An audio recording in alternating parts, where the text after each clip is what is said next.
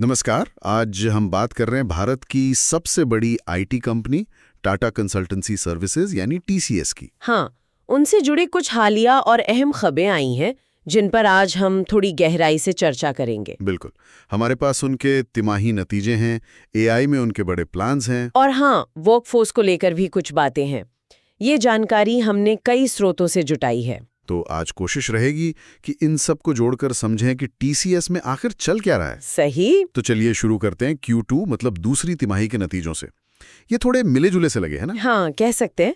राजस्व तो ठीक रहा, 65,799 करोड़, पिछली तिमाही से करीब 3.7% ज्यादा। ये तो अच्छी बात है। लेकिन जो नेट प्रॉफिट है वो 12,075 करोड़ रहा।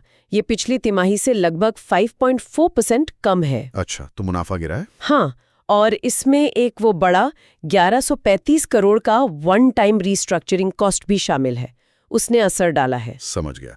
तो मतलब विश्लेषकों की उम्मीद से भी थोड़ा कम रहा है आका। हाँ, थोड़ा सा, लेकिन एक पॉजिटिव चीज ये है कि ऑपरेटिंग मार्जिन सुधरकर 25.2% हो गया। अच्छा, और दिलचस्प बात यह भी है कि नतीजों पर शेयर बाजार में कोई बड़ी घबराहट नहीं दिखी। सही कहा, ये वाकई देखने वाली बात है। शायद बाजार थोड़ा आगे का देख रहा है। आगे का मतलब एआई की तरफ इशारा है। बिल्कुल, यहीं पर टीसीएस का बड़ा दांव आता है, आर्टिफिशियल इंटेलिजेंस।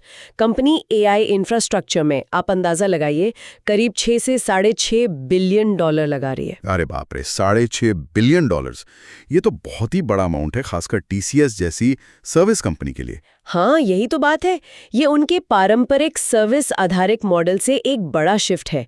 अब वो कैपिटल इंटेंसिव एआई इंफ्रा की तरफ जा रहे हैं। तो इसका मतलब क्या है? क्या बना रहे हैं वो? उनका प्लान है भारत में 1 गीगावाट कैपेसिटी वाला एआई डेटा सेंटर बनाने का।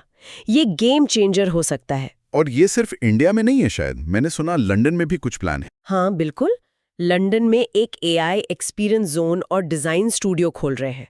और यूके में अगले 3 साल में 5,000 नई नौकरियां देने का भी वादा किया है। तो साफ है कि वो दुनिया की सबसे बड़ी एआई आधारित टेक सर्विस कंपनी बनना चाहते हैं। महत्वाकांक्षा तो बड़ी है। बहुत बड़ी।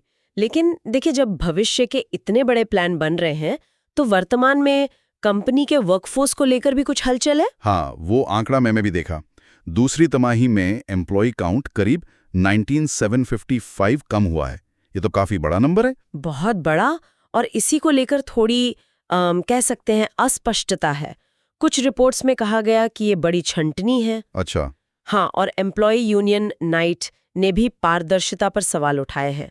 उनका कहना है कि कंपनी जो 1% या 6,000 लोगों के प्रभावित होने की बात कर रही है और जो असल में टोटल हेडकाउंट कम हुआ है 19,000 से ज्यादा, काफी अंतर है। उसमें बड़ा अंतर है। तो ये असल में है क्या?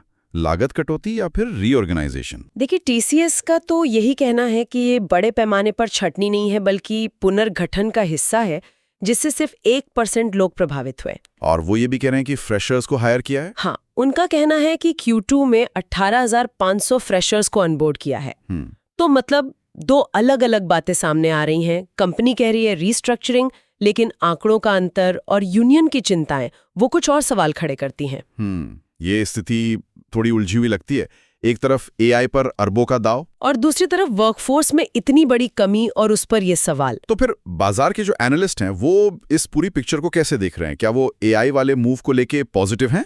यहाँ भी मिलीजुली राय है। कुछ को लगता है कि हाँ, ये एआई वाला दाव लॉन्ग टर्म में टीसीएस के लिए बहुत अच्छा साबित होगा, फ्यूचर प्रूफिंग जैसा। और जो उतने उत्साहित नहीं है, दूसरी तरफ जेफरीज जैसी कुछ ब्रोकरेज फर्म्स हैं जो थोड़े ज्यादा सतर्क हैं। उनका मानना है कि इस भारी भरकम निवेश से ग्रोथ में शायद उतनी तेजी ना आए जितनी उम्मीद की जा रही है। मतलब उन्हें लगता है कि ये महंगा पड़ सकता है। हाँ, या शायद उन्हें लगता है कि एक सर्विस कंपनी का इंफ्रा में इतना बड़ा निवेश करना, उसमें एग्जीक्यूशन रिस्क भी है, थोड़ा उनके कोर बिजनेस से अलग है ये। तो अगर हम इसे समेटें तो टीसीएस एक बहुत ही अहम मोड़ पर खड़ी है। Q2 के नतीजे मिले जुले रहे। एआई इंफ्रा में अरबों का बड़ा निवेश है, ग्लोबल एक्सपेंशन प्लान है, और साथ ही वर्कफोर्स एडजस्टमेंट है जिस पर थोड़ी धुंधलाका है और सवाल भी। बिल्कुल। और ये सब देखकर एक बड़ा सवाल खड़ा होता है, जब टीसीएस जैसी एक स्थापित traditional IT service company AI infra जैसे कैपिटल हेवी, शायद ज्यादा रिस्की बिजनेस में इतना बड़ा कदम रख रही है। हाँ, तो ये पूरी भारतीय आईटी इंडस्ट्री के लिए क्या संकेत है? क्या? क्या हम सर्विस सेंट्रिक मॉडल से हटकर एक नए तरह के ज्यादा कैपिटल इंटेंसिव टेक बिजनेस की तरफ बढ़ रहे हैं? ये सोचने वाली बात है कि इसका ओवरऑल असर क्या होगा। निश्चित रूप से ये एक ऐसा सवाल है जिस पर आगे भी नजर रखनी होगी। खैर, आज के लिए इतना ही। उम्मीद है TCS पर यह चर्चा जानकारीपूर्ण रही होगी।